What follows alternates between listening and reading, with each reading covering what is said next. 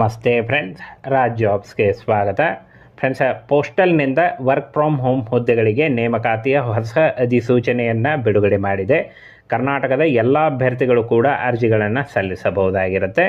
ನೋಡಿ, ಕರ್ನಾಟಕದ ಎಲ್ಲ ಅಭ್ಯರ್ಥಿಗಳು, ಎಲ್ಲ ಜಿಲ್ಲೆಯಿಂದ ಎಲ್ಲ ಅಭ್ಯರ್ಥಿಗಳು ಕೂಡ ಅರ್ಜಿಗಳನ್ನು ಸಲ್ಲಿಸಬಹುದು. ಕೇವಲ ನೀವು SLC ಪಾಸ್ ಮಾಡಿದರೆ, 10th ಪಾಸ್ ಮಾಡಿದರೆ ನೀವು ಅರ್ಜಿಗಳನ್ನು ಸಲ್ಲಿಸಬಹುದಾಗಿರುತ್ತೆ. ಹಾಗೆ ಆಯ್ಕೆಯಾದಂಥ ಅಭ್ಯರ್ಥಿಗಳಿಗೆ 25,000 ತನಕ ಪರ್ ಮಂತ್ ಸ್ಯಾಲ್ರಿ ಆಗಿರುತ್ತೆ. ಕೊನೆ ತನಕ ವಿಡಿಯೋನ ಕರೆಕ್ಟಾಗಿ ನೋಡಿ, ಎಲ್ಲ ಕಂಪ್ಲೀಟ್ ಮಾಹಿತಿಯನ್ನು ತಿಳಿಸ್ಕೊಡ್ತೀನಿ. ನಿಮಗೆ ಯಾವುದೂ ಡೌಟ್ಸ್ ಇರಲ್ಲ, ಎಲ್ಲ ಮಾಹಿತಿಯನ್ನು ತಿಳಿಸ್ಕೊಡ್ತೀನಿ. ಹಾಗೆ ಹೇಗೆ ಅಪ್ಲೈ ಮಾಡಬೇಕು ಅನ್ನೋದನ್ನು ಕೂಡ ತೋರಿಸ್ತೀನಿ ಫ್ರೆಂಡ್ಸ್. ಹಾಗೆ ಹೊಸ ಅಧಿಸೂಚನೆ ಆಗಿರುತ್ತೆ, ಹೊಸ ಜಿಲ್ಲೆಗಳಿಂದ ಒಂದು ನೇಮಕಾತಿಯ ಅಧಿಸೂಚನೆ ಆಗಿರುತ್ತೆ. ಇನ್ನು ಅರ್ಹ ಅಭ್ಯರ್ಥಿಗಳು ನೋಡಿ, ಆಸಕ್ತ ಮತ್ತು ಅರ್ಹ ಅಭ್ಯರ್ಥಿಗಳು 18ರಿಂದ 50 ವರ್ಷದ ಒಳಗಿನವರು ನೀವು ಅರ್ಜಿಗಳನ್ನು ಸಲ್ಲಿಸಬಹುದಾಗಿರುತ್ತೆ. ಇನ್ನು ಅಪ್ರಾಕ್ಸ್ 25,000ವರೆಗೆ ಪರ್ ಮಂತ್ ಸ್ಯಾಲ್ರಿ ಆಗಿರುತ್ತೆ. ಇದು ಫ್ರೆಂಡ್ಸ್ ಜಾಸ್ತಿ ಕೂಡ ಆಗ್ತಾ ಹೋಗುತ್ತೆ, ನಿಮ್ಮ ವರ್ಕ್ ಮೇಲೆ ಡಿಪೆಂಡ್ ಆಗುತ್ತೆ. ಹೇಗೆ ವರ್ಕ್ ಮಾಡ್ತಾ ಹೋಗ್ತೀರಾ ಹಾಗೆ ನಿಮಗೆ ಒಂದು ಸ್ಯಾಲ್ರಿ ಜಾಸ್ತಿ ಆಗ್ತಾ ಹೋಗುತ್ತೆ.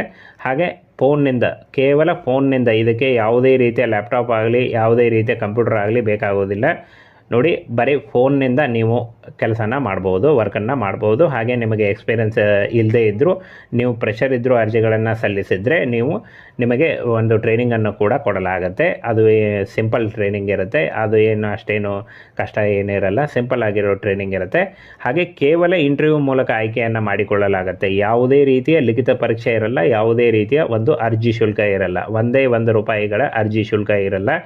ಫ್ರೀಯಾಗಿ ನೀವು ಅರ್ಜಿಗಳನ್ನು ಸಲ್ಲಿಸಬಹುದಾಗಿರುತ್ತೆ. ಹಾಗೆ ಇಂಟರ್ವ್ಯೂವಿನಲ್ಲಿ ಕೇವಲ ಸಿಂಪಲ್ ಆಗಿರೋ ಕ್ವಶನನ್ನೇ ಕೇಳ್ತಾರೆ. ಏನಾದರೂ ಈ ಮುಂಚೆ ನೀವು ಇನ್ಶೂರೆನ್ಸದ್ದು ಏನಾದರೂ ವರ್ಕ್ ಮಾಡಿದ್ದೀರಾ, ಹಾಗೆ ನಿಮಗೆ ತುಂಬ ಜನ ಪರಿಚಯ ಇದ್ದೀರಾ, ಕನ್ನಡದಲ್ಲಿ ಫ್ಲೂಯೆಂಟಾಗಿ ಮಾತಾಡಲಿಕ್ಕೆ ಬರುತ್ತಾ, ಇಷ್ಟೇ ಕೇಳ್ತಾರೆ. ಸಿಂಪಲ್ ಆಗಿರೋ ಕ್ವಶನ್ ಆನ್ಸರ್ನ ಕೇಳ್ತಾರೆ. ಯಾವುದೇ ರೀತಿಯ ಸಿಲೆಬಸ್ಸಿಗೆ ಅದು ಇದು ಔಟ್ ಆಫ್ ಸಿಲೆಬಸ್ ಆಗಲಿ ಏನಾದರೂ ಆ ಥರ ಏನೂ ಕೇಳಲ್ಲ. ಸಿಂಪಲ್ ಆಗಿರೋ ಕ್ವಶನನ್ನು ಕೇಳ್ತಾರೆ. ಅದಕ್ಕೆ ನೀವು ಡೈರೆಕ್ಟಾಗಿ ಅಂದರೆ ಉತ್ತರಿಸ್ಬೋದು. ಹಾಗೆ ಡೈರೆಕ್ಟಾಗಿ ಅಪ್ಲೈ ಕೂಡ ಮಾಡ್ಬೋದು, ಫ್ರೀಯಾಗಿ ಅಪ್ಲೈ ಮಾಡ್ಬೋದು. ಯಾವುದೇ ರೀತಿಯ ಲಿಖಿತ ಪರೀಕ್ಷೆ ಅಂತೂ ಇರೋದಿಲ್ಲ. ಇನ್ನು ಫ್ರೆಂಡ್ಸ್, ಈ ಒಂದು ಹುದ್ದೆಗಳಿಗೆ ಅರ್ಜಿ ಸಲ್ಲಿಸುವಂಥ ಅಭ್ಯರ್ಥಿಗಳಿಗೆ ಈ ಕರ್ನಾಟಕದ ಯಾವುದೇ ಭಾಗದಿಂದ ಕೂಡ ನೀವು ಅರ್ಜಿಗಳನ್ನು ಸಲ್ಲಿಸಬಹುದು. ಹಾಗೆ ಇನ್ನು ನೇರ ಸಂದರ್ಶನ ಇರುತ್ತೆ. ನೋಡಿ, ಆಯ್ಕೆಯಾದಂಥ ಅಭ್ಯರ್ಥಿಗಳಿಗೆ ನೇರ ಸಂದರ್ಶನ ಇರುತ್ತೆ. ಇನ್ನು ಇಲ್ಲಿ ನೋಡಿ, ನೇರ ಸಂದರ್ಶನ ಇರುತ್ತೆ.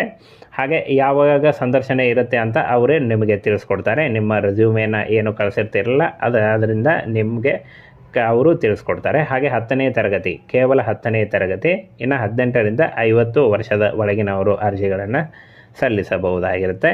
ಹಾಗೆ ಯಾರು ಅರ್ಜಿಗಳನ್ನು ಸಲ್ಲಿಸಬಹುದು? ಕಡ್ಡಾಯವಾಗಿ ಕನ್ನಡ ಬರುವಂಥ ಅಭ್ಯರ್ಥಿಗಳು. ನೋಡಿ, ಇನ್ನೊಮ್ಮೆ ಹೇಳಿದ್ದೇನೆ, ಕನ್ನಡ ಒಂದು ಬಂದರೆ ಸಾಕು, ನೀವು ಅರ್ಜಿಗಳನ್ನು ಸಲ್ಲಿಸಬಹುದು.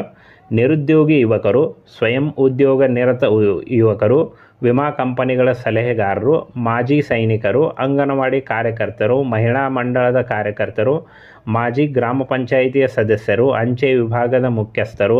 ಹಾಗೆ ಯಾವುದೇ ಒಂದು ನೀವು ಕೆಲಸ ಮಾಡ್ತಾಯಿದ್ರು ಅಥವಾ ನೀವು ಜಾಬ್ ಹುಡುಕ್ತಾ ಇದ್ದರು, ನೀವು ವರ್ಕ್ ಮಾಡ್ತಾಯಿದ್ರು, ಏನೇ ಮಾಡ್ತಾಯಿರಿ, ಬೋತ್ ಮೇಲ್ ಆ್ಯಂಡ್ ಫಿಮೇಲ್, ಪುರುಷ ಮತ್ತು ಮಹಿಳಾ ಅಭ್ಯರ್ಥಿಗಳು ಇಬ್ಬರೂ ಕೂಡ ನೀವು ಅರ್ಜಿಗಳನ್ನು ಸಲ್ಲಿಸಬಹುದಾಗಿರುತ್ತೆ.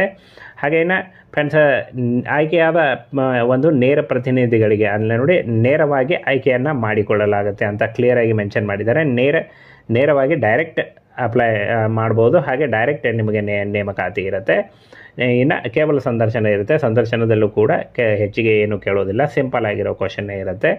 ಹಾಗೆ ವ್ಯವಹಾರಕ್ಕೆ ತಕ್ಕಂತೆ ಸೂಕ್ತ ಕಮಿಷನ್ನ ನೀಡಲಾಗುತ್ತೆ ಅಂತ ಹೇಳಿದ್ದಾರೆ. ನೋಡಿ, ಸೂಕ್ತವಾದ ಕಮಿಷನ್ನ ಕೂಡ ನೀಡಲಾಗುತ್ತೆ. ಇದು ಪ್ಲಸ್ ಆ್ಯಡ್ ಆಗ್ತಾ ಹೋಗುತ್ತೆ. ಹಾಗೆ ಕಮಿಷನ್ನೇ ಒಂದು ಏನು ಕಮ್ಮಿ ಅಂದರೆ ಫ್ರೆಂಡ್ಸ್, ನಿಮಗೆ 25,000ವರೆಗೂ 25,000ವರೆಗೂ ಸ್ಟಾರ್ಟಿಂಗ್ನಲ್ಲಿ ದುಡಿಬಹುದು. ಇದು ನೀವು ಹೇಗೆ ವರ್ಕ್ ಮಾಡ್ತಾ ಹೋಗ್ತೀರಾ ಹಾಗೆ ನಿಮಗೆ ಜಾಸ್ತಿ ಕೂಡ ಆಗ್ತಾ ಹೋಗುತ್ತೆ. ಇನ್ನು ಹೇಗೆ ಅಪ್ಲೈ ಮಾಡೋದು ಅಂತ ನೋಡೋದಾದರೆ, ಅರ್ಹ ಮತ್ತು ಆಸಕ್ತಿಗಳು ಇತ್ತೀಚಿನ ಭಾವಚಿತ್ರದೊಂದಿಗೆ ಅಂದರೆ ನಿಮ್ಮ ಪಾಸ್ಪೋರ್ಟ್ ಸೈಜ್ ಫೋಟೋ, ಹಾಗೆ ಶೈಕ್ಷಣಿಕ ಪ್ರಮಾಣ ಪತ್ರ ಮತ್ತು CV ಇಷ್ಟೇ ಬೇಕಾಗುತ್ತೆ. ಈ 3 ಡಾಕ್ಯುಮೆಂಟ್ಗಳನ್ನ ತೆಗೆದುಕೊಂಡು ನೀವು ಒಂದು ಜೆರಾಕ್ಸ್ ಮಾಡಿ ಒಂದು ಕವರ್ನಲ್ಲಿ ಹಾಕಿ ಅವರ ಅಡ್ರೆಸ್ಗೆ ಕಳಿಸ್ಕೊಟ್ರೆ ಅವರು ನಿಮಗೆ ಇಂಟರ್ವ್ಯೂಗೆ ಕಾಲ್ ಫಾರ್ಮ್ ಮಾಡ್ತಾರೆ. ಹೋಗಿ ಇಂಟರ್ವ್ಯೂನ ಅಟೆಂಡ್ ಮಾಡಿದರೆ ಜಾಬು ಫೈನಲ್ ಆಗುತ್ತೆ. ಫ್ರೆಂಡ್ಸ್, ಈ ರೀತಿಯಾಗಿ ಒಂದು ವರ್ಕ್ ನಡೆಯುತ್ತೆ. ಹಾಗೆ ಅಂಚೆ ಅಧಿಧೀಕ್ಷಕರು, ಗದಗ ವಿಭಾಗ, ಇವರು ಅಂಚೆ ಜೀವ ವಿಮೆ ಹಾಗೂ ಗ್ರಾಮೀಣ ಅಂಚೆ ಜೀವ ವಿಮೆ ಉತ್ಪನ್ನಗಳನ್ನು ಮಾರಾಟ ಮಾಡಲು ನೇರ ಪ್ರತಿನಿಧಿಗಳನ್ನು ನಿಯುಕ್ತಿಗಾಗಿ ನೇರ ಸಂದರ್ಶನವನ್ನು ಆಯೋಜನೆ ಮಾಡಲಾಗಿದೆ ಅಂತ ಕೊಟ್ಟಿದ್ದಾರೆ ನೋಡಿ, ಅಂದರೆ ಮಾಡಿದ್ದಾರೆ ಅಂತ ಕೊಟ್ಟಿದ್ದಾರೆ.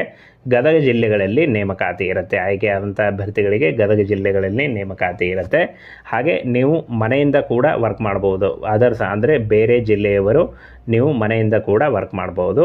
ಹಾಗೆ ನಿಮಗೆ ಪರಿಚಯ ಇರುವಂಥ ಆಸುಪಾಸಿನವರಿಗೆ ಹೇಳಿ ಈ ಥರ ಒಂದು LIC ಥರ ಈ ಒಂದು ಜೀವ ವಿಮೆ ಇರುತ್ತೆ ಅಂತ ಹೇಳಿ ನೀವು ಕನ್ವಿನ್ಸ್ ಮಾಡಿ ನೀವು ಮಾಡಿದ್ರೆ ನಡೆಯುತ್ತೆ. ನೀವು ಸಿಂಪಲ್ಲಾಗಿ ಕನ್ನಡವನ್ನೇ ಮಾತಾಡಿ ಅದರ ಬಗ್ಗೆ ನೀವು ಎಲ್ಲ ನಿಮಗೆ ಟ್ರೈನಿಂಗ್ ಕೊಡ್ತಾರೆ, ಆಲ್ರೆಡಿ ಕಂಪ್ಲೀಟ್ ಟ್ರೈನಿಂಗನ್ನು ನೀಡಲಾಗುತ್ತೆ ನಿಮಗೆ.